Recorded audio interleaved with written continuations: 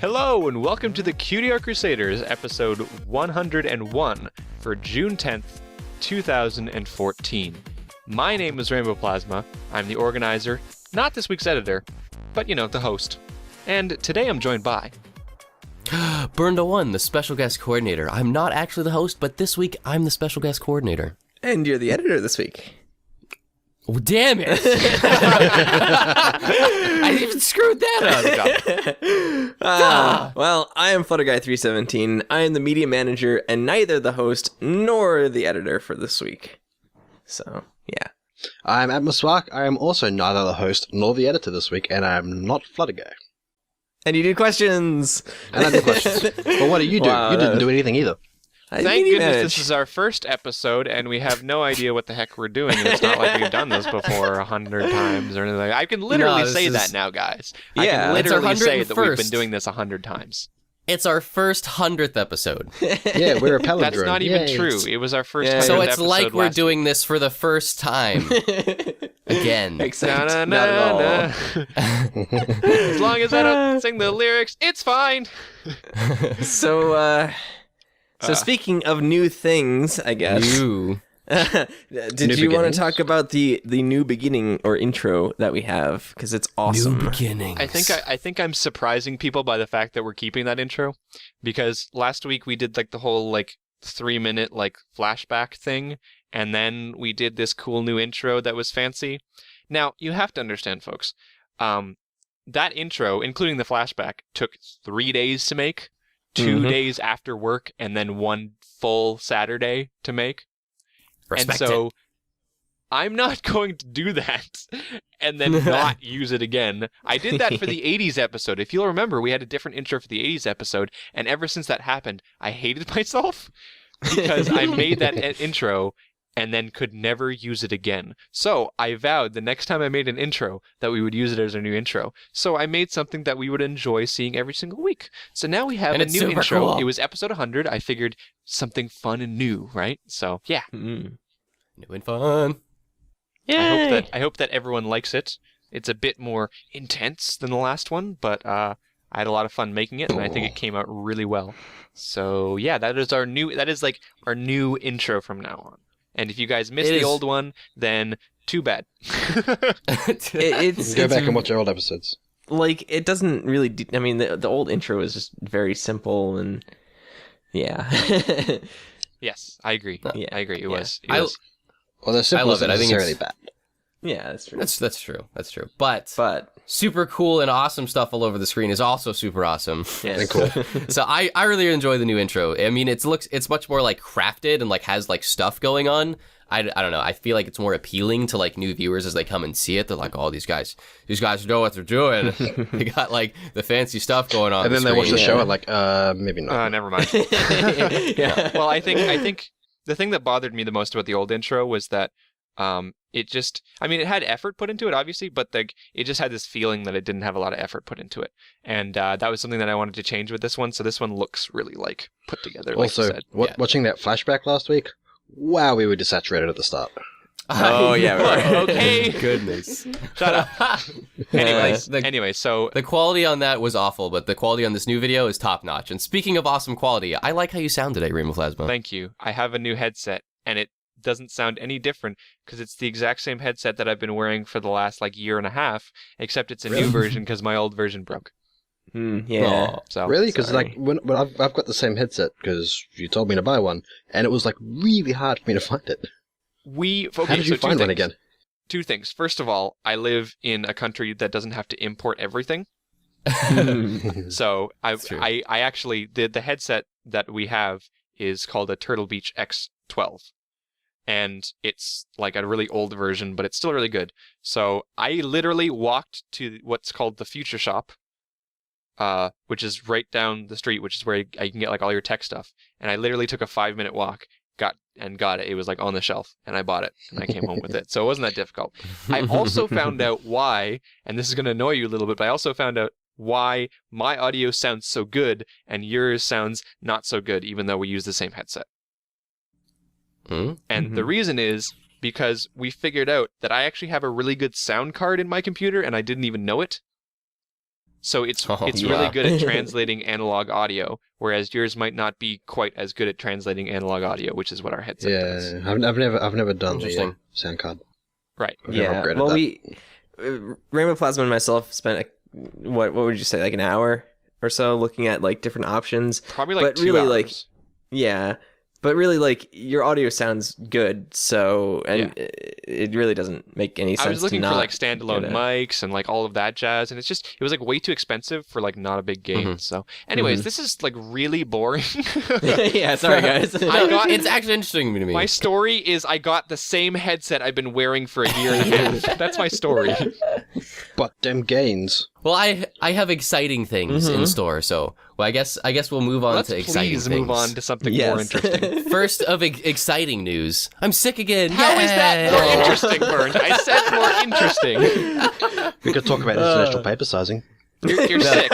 You're sick. Everyone, you're always sick. We've established this point. You and Atmospark are always sick, and Flutterguy What and I will- are never sick. That's the point. What will make things interesting is I've been chugging tea like all morning, so it's going to be like, when's Byrne going to get up to go to the bathroom during the podcast game? And it'll be fun and we'll have a good time. Or like, maybe is it your throat hurting? Because I imagine like halfway through it'll turn like old man burned.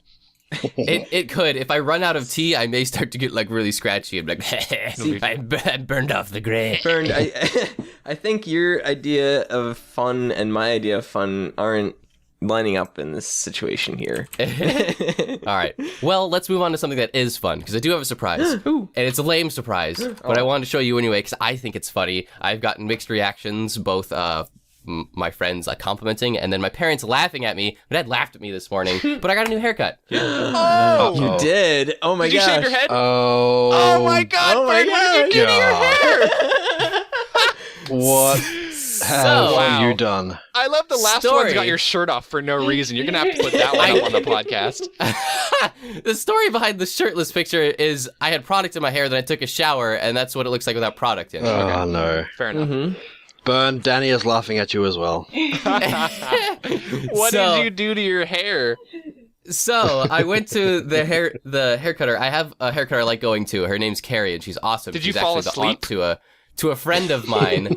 And there's another good friend of mine, RJ, who's growing out his mustache to be like super hipster, like handlebar, like curly thing, and like ridiculous. Like he's got wax for it and everything. So I want to join him in his ridiculous hipsterness because I got to fit it in Portland, you know.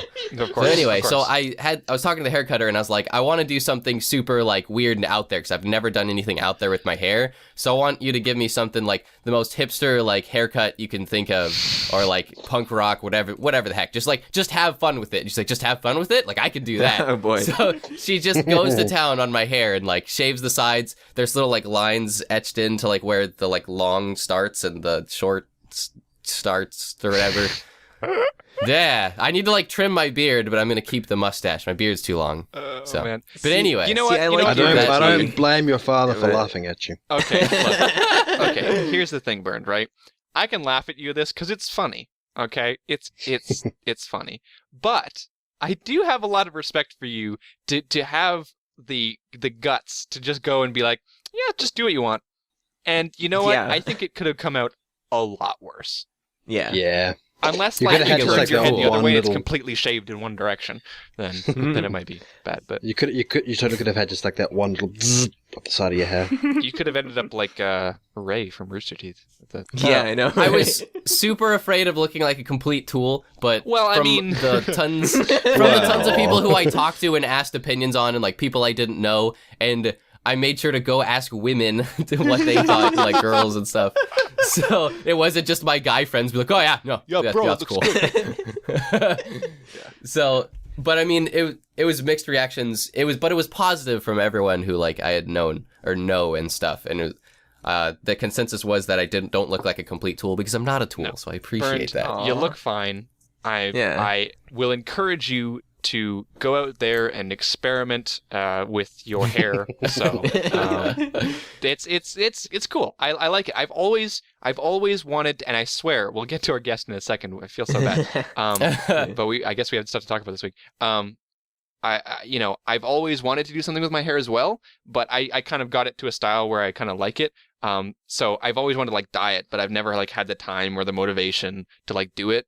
And who knows, maybe this will actually motivate me to do it, because I totally get what you're thinking, where you're like, I just want to try something different, you know? Yeah, I've never done anything wacky with my hair because I had long hair for like 6 years and I didn't do anything, and I was super afraid of even getting a trim. Yeah. So when I was at the hair cutter, I was like, you know what, just screw it. Yeah. Just, I still have my luscious locks. have fun. I have a lot of respect for that, because I totally relate there. You know, like I want to do something like crazy with my hair. I want to put like do orange it, man. highlights in my hair so that it's like a Be free. yeah.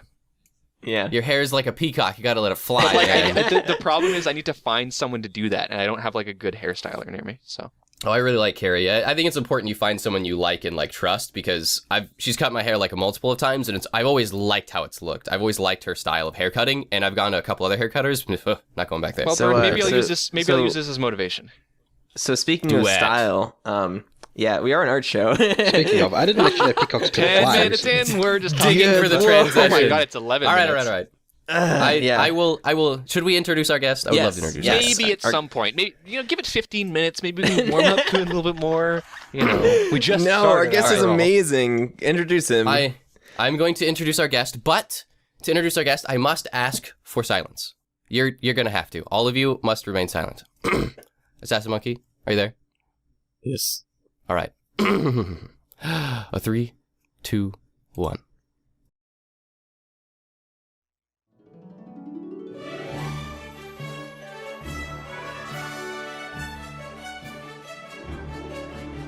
Morning in CAC shimmers, Morning in CAC shines. and I know for absolute certain that everything is certainly fine. There's the guest sitting in our Skype call. There's all the CAC here too.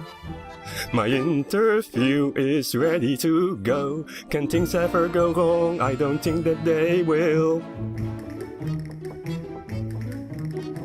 Morning in CAC shimmers, morning in CAC shines, and I know for absolute certain that everything is certainly fine. What just happened? So we're in the middle of recording and somebody Are you ended the call. serious? That is ridiculous. Are Somebody you? did something What? wrong. I don't. Let's call him back. What just happened? Did the call just crash? Yes. Yeah. Well, oh my gosh. Well, 101 episodes, and that's the first time that's happened. So for the record, at the very end of that singing, just at the very, very end, the call ended and we were all booted back to like Skype's main menu. So That's crazy. yeah, I mean, I guess Skype just really liked your singing so much that. Success. Mission successful. the only thing I have to say to that is there's a reason why I organized the podcast. So welcome, AssasinMonkey. Hey. Yay. Hello. And thank you I for mean- serenading us. Like that was No kind problem. of an intro, right? I Yeah. guess. I don't Something new, even- right? I'm just gonna sit here and let this all happen in front of me. kind of girl, yeah. So, AssassinMonkey, Yes. for those people out there in our audience who don't know who you are, for some strange reason or One of another, them, probably. because I mean everyone knows who you are. Would you like to introduce yourself? What do you do? What is your connection to our show, etc., etc.? Yes, sure. Always lurking in the shadows, of course, right? But, yeah, it was kind of 2 years ago, when I first got, I was introduced to ponies before in early 2012, and then like mid 2012 when I graduated, I had time. I started getting active in the fandom and making pony art and just kind of looking around. And for some reason, I found you guys. So I watched, and I really enjoy any form of sharing of art. And this was just another version, and one with audio and visual. So it was a nice change. So there it kind of went on, and I stuck around. I like those kind of routines, just sticking around. Yeah. Yeah. Well, speaking of routines, you do a lot of streaming of your art and stuff. Yes, that's like, true. very consistent. Yeah, it started out just in like beginning last year, 2013, just every Saturday, and like in September, I for some reason decided like, okay, like I've been like also randomly streaming throughout the midweek, and now I'm streaming daily at a minimum of 2 hours, which is more like 3 hours. Wow. Is this That's something crazy. you just do in your spare time, or is it something that you have used to kind of, I don't know, go professionally with it, or? Kind of. I kind of use it as an excuse to make art, and like I noticed that it really keeps me making art and not getting distracted. Like I used to game like, I know, 60 hours a week easy, and now it kind of flipped around into art. So that was nice, and I preferred it because, well, since I'm trying to get into game industry, I graduated as a game artist, not high college, but just simple, and well, kind of practice all kind of art practices welcome. Cool. Yeah. So I wanted to bring up some art so that our viewers have something to see on the screen. So I pulled up 3 of them actually to just give an example. Oh. I've got a couple of questions for you in a certain order, but the very first thing was I just wanted to go through a couple of these just to kind of warm up our audience in case they haven't seen. We've had 3 or 4 your pieces on our podcast before for the themed episodes, but there's a couple ones, especially recently, that perhaps people might have seen other places. I know that your Reign of Magic one was very popular, the one with Tyrek and Twilight. Yes. Yeah, so I mean, there was that. You got a lot of other ones that are themed around episodes. You've got like Spike of the Games, which was your take on the whole Equestria Games one, and there's ones like In the Clouds, and so these are the kind of things that perhaps we can show our audience to kind of get them warmed up to your style and maybe jog the memory of some people if they happen to not know of you. Yeah. It seems like you were doing art basically right after each of the episodes aired this season, which is kind of insane. Because I remember, like, watching the episode, going on Reddit a couple of hours later, and all of a sudden your piece is up there and it's of the episode, and it's like, whoa, that's quick. So Yeah, awesome. I kind of started that because I streamed on Saturdays usually, and since the episode kind of airs on Saturdays, I ended up combining the two, watching the episode in my stream eventually, like season 4, and with every episode have at least one piece finished during that stream, and that kind of became my minimum, kind of a consistency build up, and since I mentioned kind of that routine kind of stuck around. Yeah, and we also have, like I said before, we've featured a couple of your pieces before. I think the most recent one is this one, the Blazing Apple one. Did we feature another one of yours with a in between? beautiful view. Yes. Yeah. There was that would have been on the Applejack one. Yeah, because this was the Applejack episode that we did. I was just thinking because I pretty wasn't there recently. for that episode, so Yeah. This one we did with just Flutterguy, myself, and Thrayton. Yeah. Oh yeah, that reminds me. I know that some people had the question, why, we had our 6 guests on, our 6 fan guests. Why wasn't AssasinMonkey a guest? Because he was going to be a big guest. Yeah. And we had planned that. So there was actually several names who we wanted to invite, like were on our list to invite onto like the special like fan guest episode things, but there were certain names we decided not to like invite or take off of that list because we respected them enough as an actual independent artist. So for people who are like, oh, why didn't this person get invited on the show who's an actual artist? Well, yeah, there's probably a reason for that. We'd enjoy to give them the time. We specifically took them off the list because we feel like we could interview them. Like, for example, today. Yeah. Yeah. Well, hello. Yeah. Now I feel special. Well, you are very special. No. So this piece brings up a good point, and that is that Applejack is best pony. Yes. Clearly. Yes. I was wondering when we get to that. So, yeah, it seems to be a common 3 theme months amongst not just a lot of your art, but a lot of your favorites folder. Nothing suspicious at all. No. Yeah. It's like, have people been to us? I think I made a big deal about this before on the show. Or if you go into AssasinMonkey's favorite folder, it's all Applejack. Literally It's all everything. Applejack. Normally, people have like a general favorites, and then they have like folders off to the side. Like I know I have like a me folder and a CAC folder and like a Rainbow Dash and a Soren folder and that kind of stuff. No.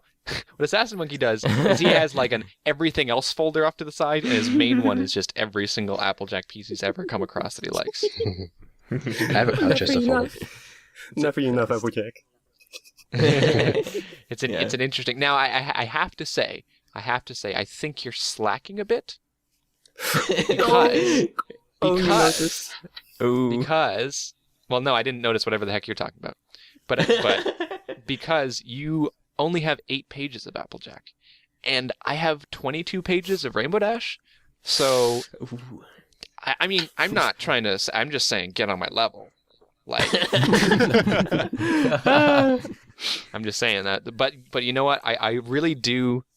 I like when people kind of, I don't know, take characters that are perhaps less arted and kind of take it into their own to kind of give them the spotlight. And I know it sounds strange. They'd be like, Applejack, of course she's arted a lot. But like when you compare it to a lot of the other main 6 pieces, she actually doesn't have a tremendous amount of art. But whenever you have a piece that you just want to stick a random pony into, you seem to choose Applejack a lot. Yes, this is kind of like you gotta balance it out, right? And why not me? Yay. Yeah, exactly. And you seem to like whenever you're experimenting with styles and stuff, it's always Applejack that does that, which is really cool because I'm of the opinion that there is not enough awesome Applejack art. So speaking of style, you have a very, very kind of unique style. At least I think it's unique because whenever I see one of your pieces, I can tell immediately that it's done by you. So how did you kind of come to develop it? Like, did you just draw a lot of art in that style and like fix things here and there, or style being like overly realistic, like black and white, like value based? Yeah, I guess. I'm not entirely sure where it came from. Like, I don't really have any real artistic background. Like, traditionally, I only like pencils and such, and like painting. I never really did anything traditional. Like, I actually started out with a mouse, but I'm not entirely sure where it came from. I think the main connection that I draw between like my pencil work and my other work is that I just kind of throw brushes around, I throw lines around, and I see things. And for me, it seems like I usually start in grayscale, and for me that seems to work nice because I can just throw around one or just gray around and adding color and light. I kind of just grew into that, and I don't know, maybe it also became part of like games, like game development kind of works in layers as well. And I like with the always in my work in progress stuffs, I noticed that the last step is suddenly a bunch of lights added and everything, and like things like that. And I sometimes just play around, try things out. Like I don't like even like uncanny horse value or anything. Like I don't really think about it. I just like what's interesting and just go for it. And I feel a lot. So yeah. Yeah. Well, I think That leads me into my next thing, which is you pretty much always upload your work in progress shots. And that's great because we love seeing those things. It shows people who are like, they see this finished piece and they think, wow, how the heck did he make this? And then, oh look, there's how I made it. And it's really good to show how you built upon nothing to make that. Yeah. Do you choose like arbitrary times to just kind of like take a screen cap? Kind of. It's sometimes it feels kind of natural, like certain steps of levels, like when my mind just goes like, okay, like, because I can try to get everything up to a certain level of detail and then step back, look, is this done? No, I can add another level of detail. And it kind of builds up in steps like that. And also with like work in progress, I kind of try to deliberately do it because in general with art, I've noticed over the years that sometimes it's easy to just get wowed by by things and get intimidated, but something like the background, like the failures that some artists have, some even professional artists, any artist maybe, is sometimes just kind of hidden away, and that's also been a motivator for me to kind of try and show that more, to show that I can fail, and the streams help with that, the work in progress, and the time-lapse videos and all of that. It's really cool to see like all these different steps that you take like through your work in progress, kind of, I guess, almost through your eyes, what the different stages are in your art. How do you go about planning out like pieces, like laying out the different things in the scene, and like basically starting from nothing to the finished product? What are kind of your steps for that? Yeah, I guess for me, that like at one point in time, I kind of had kind of a priority level as in what I find having the biggest priority, and I think that kind of goes for a lot of art, and kind of in art history lessons I kind of learned that it's like I initially start with composition. Like composition is kind of the base. I find that kind of the base of everything, and then after that, kind of finding the lines that everything runs across, and then for me the values become important, and then the colors kind of as a last point. And I guess that kind of also might be a reason why I decide to do the steps that I take. You said you went to you graduated, you went to a school. Did you go to a school specifically for art, or was it like game development? Yeah, it was a bit more game development, kind of fairly broad. I think in English the equivalent would be something along community college. But yeah, like in terms of just traditional art, there was just one class per year or something, like anatomy, and the others were like 2D digital for game art, specifically 3D art history and the basic stuff and such. So it was kind of spread. Still useful though to know all those little things. Oh yeah. Yeah, I mean, definitely. if I had to guess, like where you had got your style from, like the whole concept of laying down composition, then a sketch, and then working on value, and then color as a last part of the steps is like an extremely traditional way of doing things. Even digital, like there's a big artist who I actually watched an interview on once. His name's Darkin, and he had the same kind of concept where he would always start with his basic like value sketches, and he would actually sketch in value instead of like lines first or whatever. Actually, I don't know if he would use lines, but concept being he would add he would do all of his value and then color after that. And like if you went to like an actual like what do you want to say, a concept art school for gaming, like Fengzu is a good example. I know Nocturnal Pony, or I Am Not, really likes that outlet. They teach the same exact concept, like lay down composition, lay down value in black and white, and then work color from there. And then like that's something taught in like the concept art field, you know? Yeah. And a lot of concept art, until it's pushed to the very final stage, is just values, black and white. If you ever pick up like you ever see behind the scenes of some of the more popular games, or sometimes you can pick up like art books, which are really cool, you'll notice that a lot of them are just black and white because, color is almost like an additional side thing, and it's really interesting how that process kind of works. It's also interesting that like the different choices, I guess, for priorities, because we've seen some artists that really do a lot with like varied colors and stuff like that, but with your art, since there's a heavy priority there's a heavy priority set on value. It really does look more like a traditional painting kind of style, which is really cool. Yeah, and I mean like the cool thing about art, and the thing that should really be, shouldn't be understated, is the fact that none of these concepts are right or wrong, and schools will teach you one way or another, and there's ways that might be better depending on the kind of finished product you'll get. But I know some people who lay down colors and then shape those colors in order to make the scene, and that can be just as interesting. It's just kind of what you're going for, and different techniques to get to similar finished products, and I think the word priority is a really good word for that, right? Because it just means that to some people, some things matter more, and it gains a higher priority in their mind. I mean, even look between the four of us, we all notice different things. I mean, the one that I can point to that's the most obvious is mine, because I know me. But like, for example, me is like emotion and like facial expression. So like if I was a big artist, which I'm not, I would probably focus primarily on the face, like to be like 90% of my work, and then build the scene around that, you know, but that again, that's all about priority, and it's all about almost a personal preference, and schools and things can teach you certain traditional templates for that kind of stuff, but it all comes down to what you're trying to get at the end of the day. Yeah, definitely. Yes, indeed, and yeah, that's kind of neat. Like for every person, kind of that's kind of the challenge for new artists as well. Kind of finding your own kind of way, what works for you, what works for what you need to do. Like if you're cartoonish kind of style, then of course like heavy shading, like I do, might not be appropriate. So the focus priority might be on color, and that's something that's sometimes doesn't get emphasized enough. On that, any method is kind of right. Like anything is okay.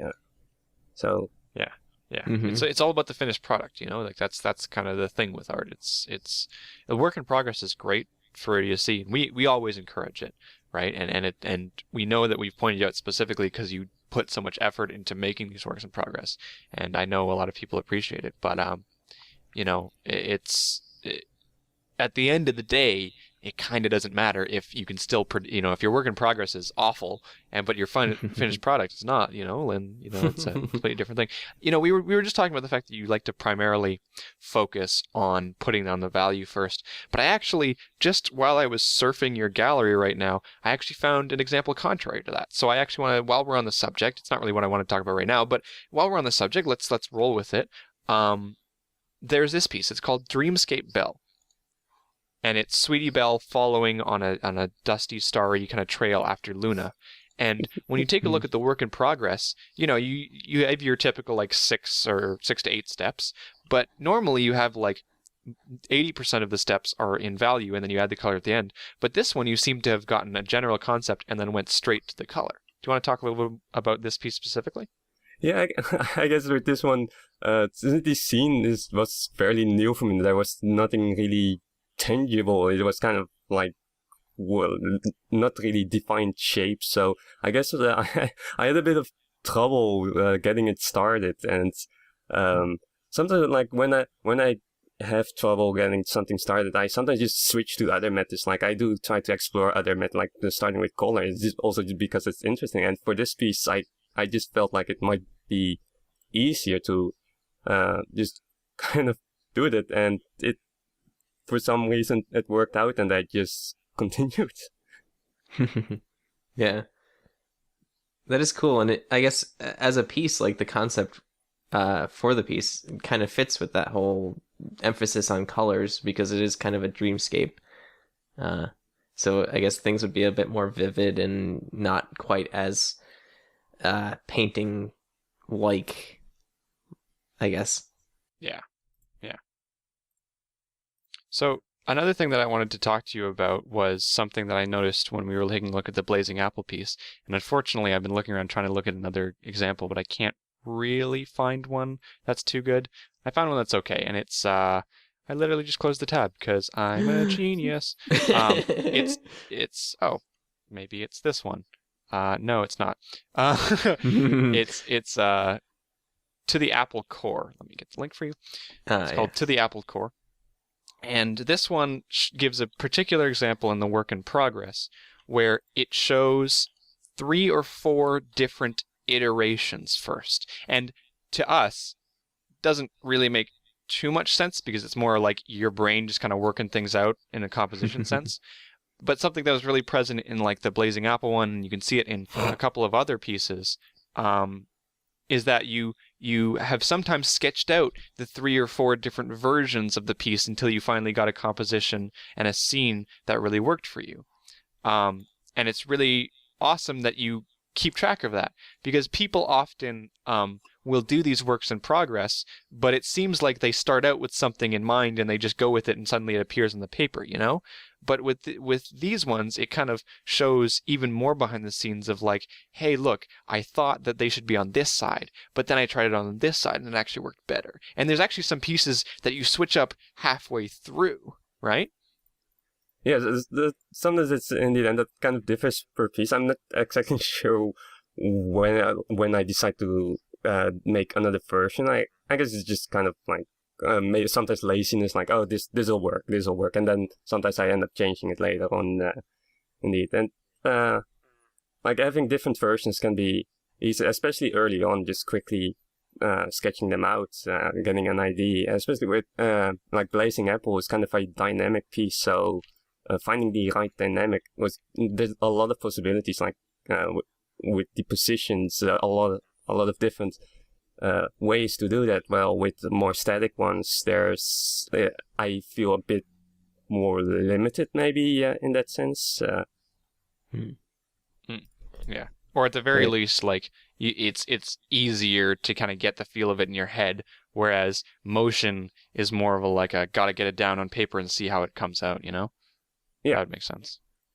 And also the thing with like adjusting halfway through, like that's something that I've also gotten through in my head. Like it doesn't, like, even when you almost finish your piece, you can always just kind of move things around. Like if you've made it once, you can make it twice, kind of idea, and maybe even better. So like changing things up doesn't hurt. So like if you're working on a piece and you get to a certain point in the piece and it's not really working out, do you kind of go back and rework things, or like try and move things around that are currently laid out, or is it like a combination of both, kind of, or if that happens?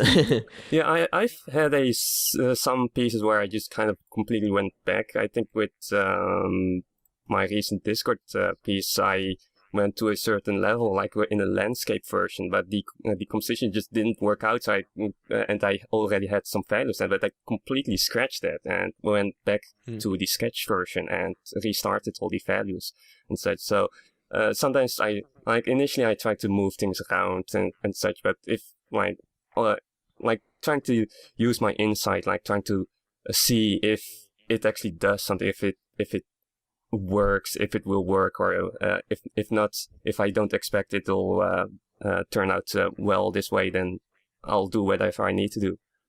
I've noticed that you, in addition to drawing a lot of ponies, you've drawn a lot of griffins and also some humanized versions of ponies, which have come out absolutely fantastically.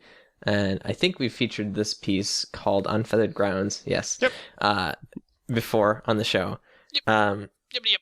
And there's also the couple of the humanized pieces, this piece being Apple Bloom. Do you kind of take a different approach when you're trying to draw creatures other than ponies, or is it kind of the same approach, just different species, kind of? Or so sometimes I do take different approach. With the humans, it's kind of funny how, like, usually I start out with line sketch, but with the humans, I kind of started out with silhouette, and that's one of the few times I've actually kind of done it, and for some reason it seems to work better that way.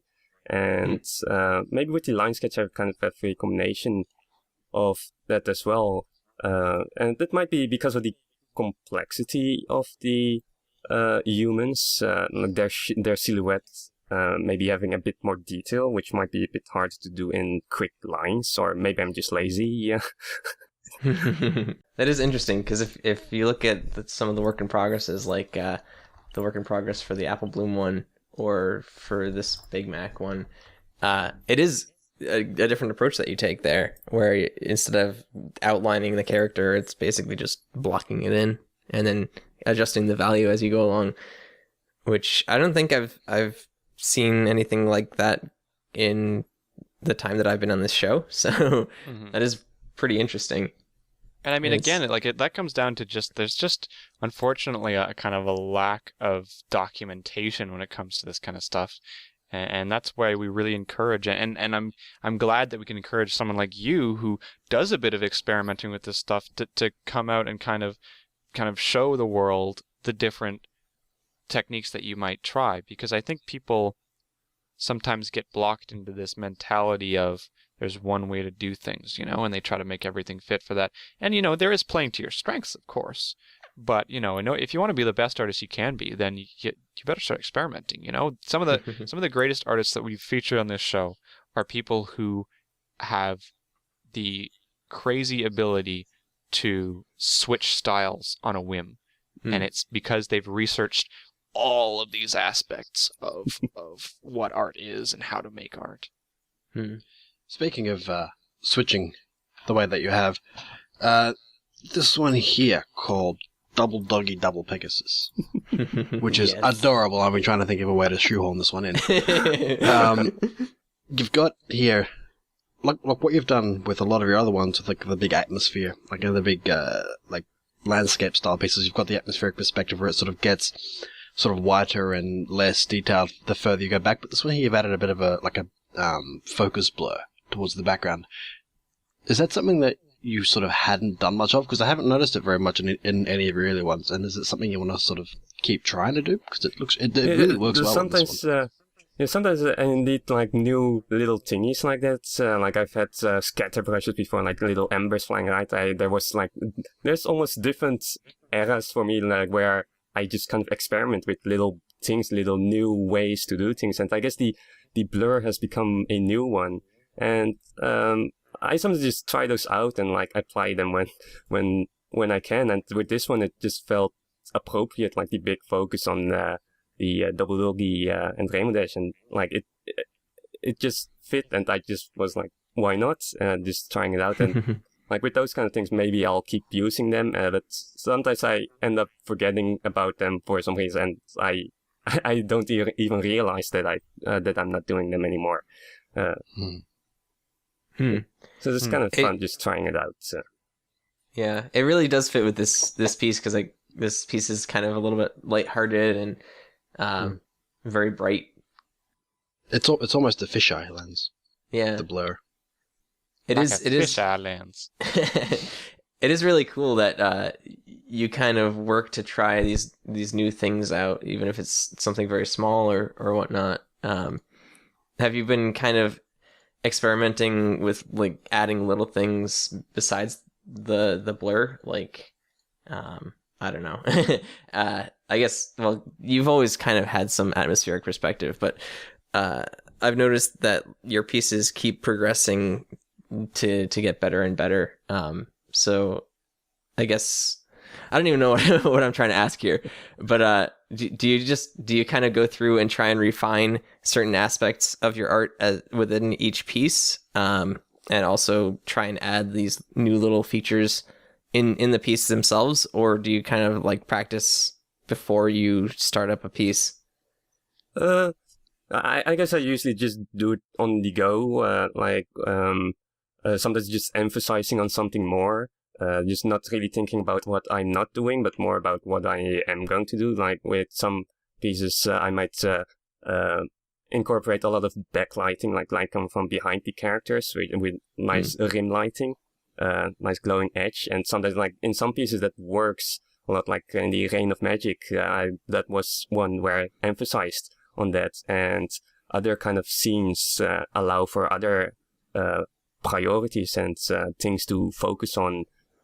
So I kind of just do it on the go, and what sometimes also just what I see around me might inspire me to make a specific scene where I can use that certain technique. Yeah. You said earlier that you pretty much just got your hands on a mouse and started drawing. Have you ever tried experimenting with like traditional mediums, like sketching or painting or anything like that? That's an interesting one. Like the only real thing that I have focused on in the past is kind of pencil work, pencil sketches more, and kind of a bit of cross hatching. And then at one point I kind of got a tablet, because for me I don't have a lot of room for traditional material because it stacks up way too fast, and the price like the initial buy-in price for traditional is maybe cheaper, but in the long term it becomes more and more expensive. So like I just bought a tablet, one-time purchase, and Photoshop, and I can just try new things out. And in a way I've kind of completely locked off traditional 2D, like how the old traditional artists in like Renaissance and such were limited to traditional. I'm kind of like putting myself in the spot of limiting myself to digital, just maybe even out of curiosity as to what would happen if I do that. Like, how would I turn out to be if I do that? Yeah, give it a shot. Indeed. Yeah. It is interesting, because it's not something that I would usually think of, is that if you do traditional art you have to buy a ton of supplies. Yeah. Can confirm. Yeah. Yeah. Traditional art is not cheap. No. For sure. For sure. Yeah. So, I mean, like, we talked a little bit about your schooling, but it seems like a lot of the stuff that you've kind of learned and practiced with is through ponies now. And I mean, if you look back at the very beginning of your gallery, you've got some pieces in there. You know, what was kind of the start of your artistic journey? Because you seem to have some stuff already established. I know that there's this one piece, and it's the second piece in your featured gallery. It's called Changeling Behemoths. And I mean, obviously looking back now, retrospectively, there's a lot of things that you probably could have done better, and you probably look at it and go, ugh, right? Like all artists do, like anyone does with their old stuff, right? I look back at the first podcast and go, why did I put that filter on? But, you know, but you obviously had some work on, because if you tell me you sat down at a computer with no artistic, you know, background and just started doing that, then I'm gonna hate you.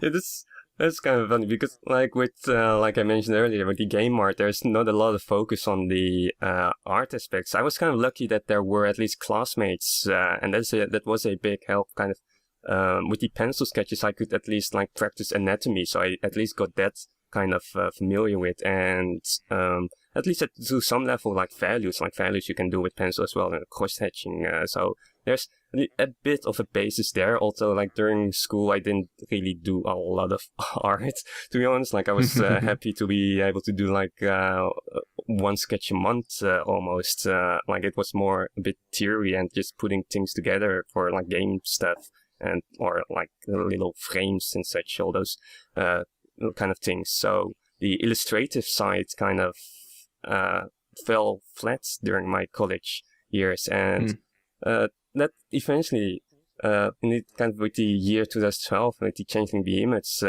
piece, that was graduation. So I was free of all those, all the time thing that was school and such. So I could do illustrations, do everything kind of combined for games that I initially planned to do. So that's cool. Yeah, so you had a lot more time to kind of play around and experiment and draw a lot, and now you draw constantly, like throughout the week and stuff, which is crazy. Yeah, it's kind of weird indeed to think back how like it was called like, or well, initially the school was called game design, but game art was kind of the focus. It's kind of a weird thing between those things. But anyway, the art part was indeed kind of lacking, and it's nice to be able to kind of focus on that, and that's something that's important to know about like schools, the different art schools. Like it's not always just drawing stuff, maybe with fine art schools, but with the other ones, not really. When did you get the idea to sort of, I'm going to go ahead and draw an adorable pony and then animate it? When did that come up? Oh gosh. I guess it kind of transitions from since game art, like when it comes to game art, there's like 3D and 2D that was kind of focused, but my own main focus was 2D because like kind of concept art and such. So it kind of transitioned from there. So I wanted to do 2D art, which kind of means drawing frames. So, and since I was familiar with how the process kind of goes, it just kind of like, why not? Like it works. Like, and sometimes the stream chat also motivates me. Like when I'm drawing a cute little pony, and then like, oh, make her walk, and then I'm okay, sure. Yeah, that's adorable. So really quickly before we wrap up, I know Rainbow Plasma has one more thing. I wanted to bring up your fan art of us, because I'm narcissistic like that. Fan art of us? Yeah, absolutely. Yeah. So you've drawn quite a few pieces of us. Off the top of my head, 4, right? Yeah, I think so. Right. It's really interesting because the first piece that you did of us, which is called Cutie Art Crusaders, was very early on in your gallery. So I'm guessing that you kind of started watching our show as you started drawing more and more ponies, which is really cool. And you're always in the chat. But then it's really cool because we've kind of gone along this journey with you as you've improved on your art and kind of drawn us more fan art and stuff. And it's really interesting to see kind of this evolution of your style and your improvements that you make to your art. Because you kind of gave us this little series of art, which shows us kind of claiming some land and walking through a thing. And then it seems like every 6 months or so there's a new thing, because it started, on the new year of 2013, and then we had one for our 1 year, which was mid 2013, and then there was the one for Christmas, which was the end of 2013, and it seems like you get these kind of like progress marks, and it's really cool to kind of look back and you can see your progress directly. But it's an incredible amount of improvement. I mean, just look at the first one, Cutie Art Crusading, comparative to any of the later ones in 2013, the one you made of me, or the last journey in this series that you made, the Everfree of Wonders, where now everything's developed, now values developed, now the characters have horse faces. But look at Flutterguy's face! I know! So cute!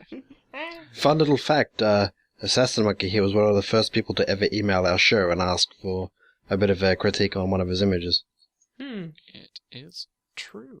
Yeah. I'm assuming. I don't keep track. So, no, it's true. He asked for Applejack and armor. Yeah. If I remember right. Cool. That's cool. So I don't really have a question about that. I just wanted to say thank you, first of all, for the amazing fan art, and to say that it is really, really cool that we got to kind of follow you along in this journey, and you got to follow us along in our journey. So is this what I indeed kind of enjoy about this kind of showing that progress over time? Yeah. Let me do a tiny bit of translation, because I spend way too much time around Flutterguy. So we can do a bit of translation occasionally when we meet. What he means is you're due. And it's been 6 months, and I mean we've been waiting. All I'm saying is have the progress report on my desk by Monday. I'm joking, of course. Yeah. As a special guest supervisor, I don't want to have to, crack the hammer down. I mean, we have this baseball bat, but it's mostly just there for show, and it looks kind of pretty, but we can take it out of the case if we have to. So honestly, we're very surrounded here. There's 4 of us and only 1 monkey. Honestly, I always enjoy seeing your new pieces, no matter what they are. Yeah. So whether it's us or show characters or anything else, it's always really cool to see what you create, because you do have this really cool style that you've developed, and it's constantly improving. And even your most recent piece, which is Apple Time, is really, really well done. And yeah, it's really cool to see that. So yay. So I have 2 more things that I'm going to use to wrap up here. So the first one is going to be a compliment of sorts, although it's not going to sound like it at first. But there was something I will admit to you face to face that kind of put me off about your art for a long time. And I think that you could probably see this coming, but I am a huge guy when it comes to faces. And for whatever reason, for a long time, the way that you did your characters' faces didn't really click with me. But what I wanted to tell you was that recently it's been really clicking with me, and I think that you've made a lot of maybe subtle strides with that. Like you just mentioned, Flutterguy, you mentioned it's probably still up on the screen, the Apple Time one. That one came out, 2 days ago as of recording. And I think that it's still in your style of really realistic, but it's in the past I would have perhaps looked at certain things like that and gone not really my thing. But recently you've been really making great strides with that. So I'm not sure if you've purposefully been improving on that, but I think you've done a really good job either way.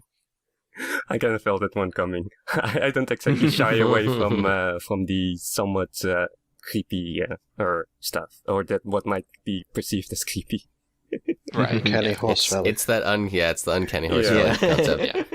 But it's the same point that I think I made a couple episodes ago, where even if there is a style that is, off-putting at first because it is different or because it is out there, because it dips into that valley, like, you shouldn't, dismiss it right away and like disappreciate it because it is different or off-putting, because it is still something. And the fact that it's causing a reaction at all, maybe a deficit or preface it, to that it actually is like, something good. But I did also want to point out that I think you have been making really good progress on that, and I think you've come out of that dip in the uncanny horse valley. Like on levels of horsey, you were definitely in the extreme, and now it's settled down a bit, but it's there. Maybe. Yeah.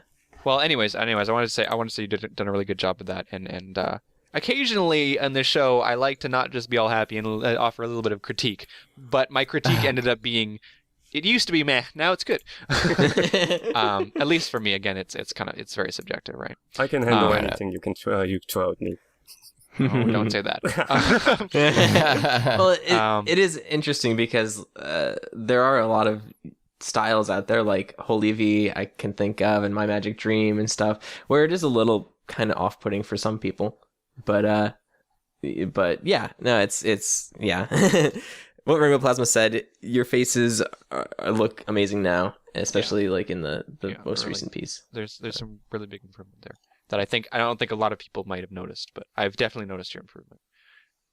Also, the second thing I wanted to say was, did you have a very happy birthday? Thank you. Oh, yes. Yes. Because I know you had a birthday very recently. Yes. It just ended for me like 2 hours ago. Oh yeah! Happy birthday! Mm-hmm. Hey! So your birthday. June 6th then? Yes, 6/6. Cool. Easy to remember. Yeah. I have to say, I love the way that you describe your birthday, and I've seen it on like when I messaged you about it, and when you said it on like Twitter and stuff. I love the way that you're here. Why don't you describe the way that you tell people about your birthday or how you celebrate your birthday? Yeah, we're just all going around the sun, right? Like another turn around the sun. Yeah, I love the way he puts it. It's just like, everybody, let's all go around the sun again. Yeah. I don't know why, it's just really funny to me. But anyways, happy birthday. Hope you had a wonderful one. Much, man. I hope you enjoyed your birthday gift. This was totally planned and not at all. Totally completely wasn't random. just some random crazy coincidence. No. I mean, come on, friend. Don't be ridiculous. Okay. Give us some credit. Could you imagine if we did?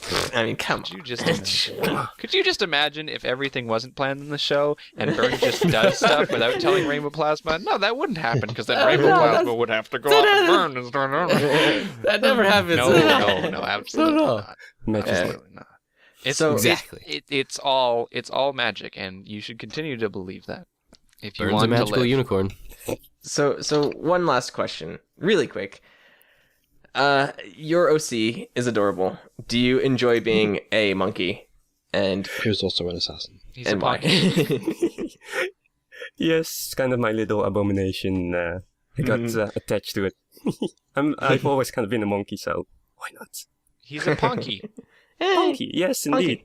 It's a Monkey. pony monkey. Yep. It's punky. I like it. I like when you mash words together. Can you tell?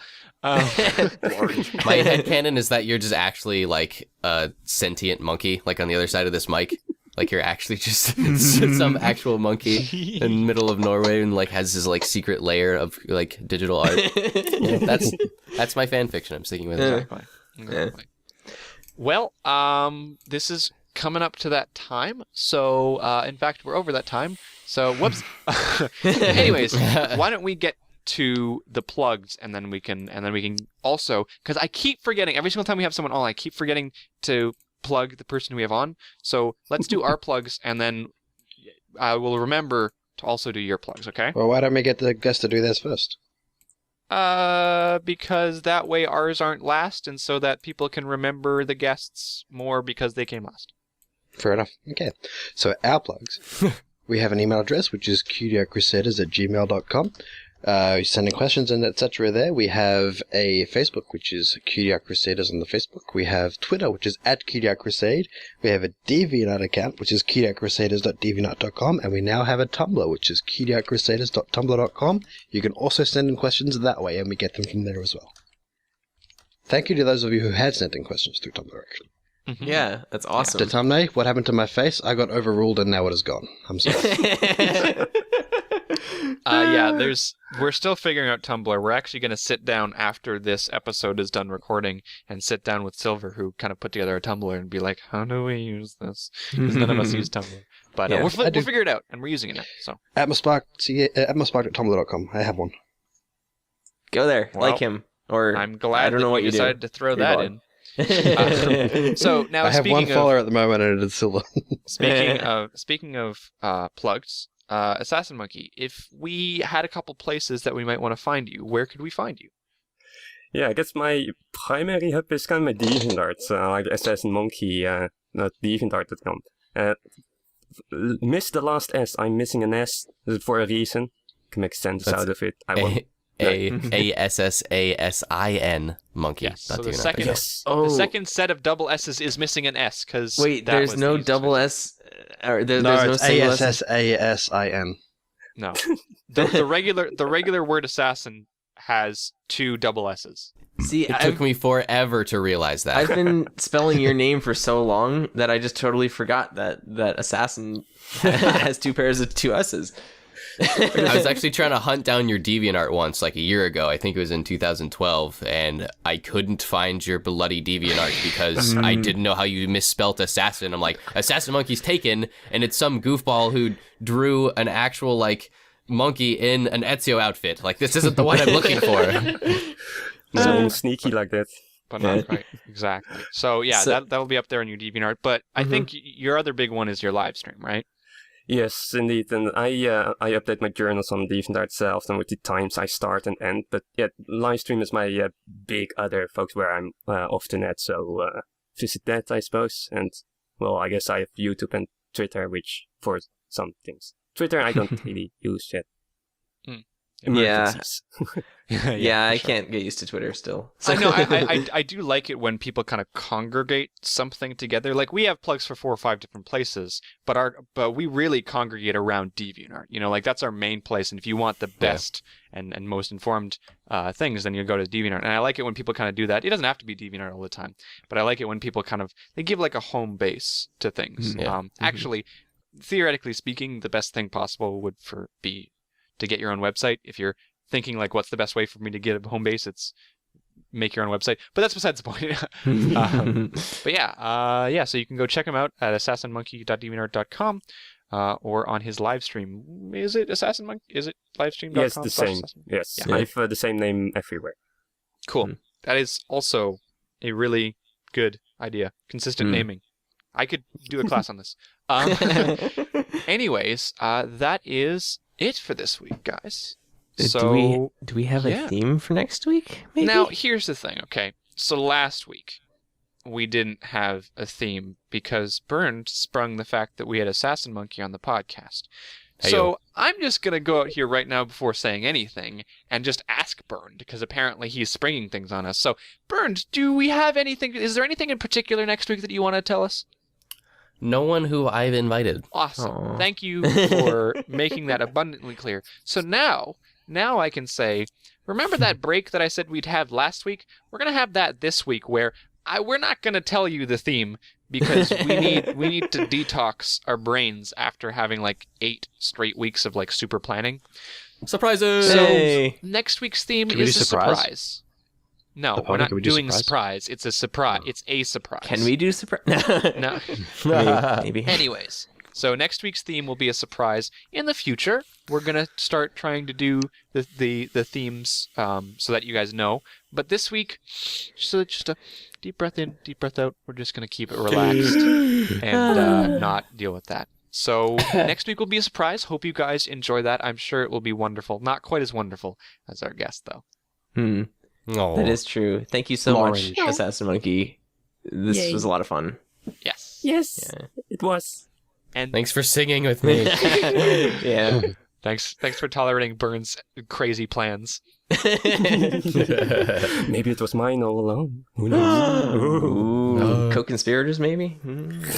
Yes, thank you. It was lovely having you on. Thank you for being such a good fan to us and not forgetting about us when you get all popular. Yay! Yeah, it's really nice of you to keep in touch with us, whether or not that's coming down to the live streams or such like that. It's really cool. So thank you very much. Thank you for sharing my love of Applejack. He Guy needs 17. ever since I switched my second favorite pony to Twilight, he's been feeling a bit lonely. So it's nice to see more Applejack supporters, and I approve. All right. Well, I Yay. guess that's everything. Sweet. No, that's totally good. I thought someone else was gonna talk. No, it'd be cool. So that's everything for this week, guys. I hope that everyone watching has enjoyed this as much as we've enjoyed it. Whether or not you're on the live stream or on YouTube, we love you all the same. My name is Rainbow Plasma. My name is Burndo1. I'm Flutterguy317. I'm Atmospark. Spark. AssasinMonkey. And we'll see you guys next week. Bye. Bye.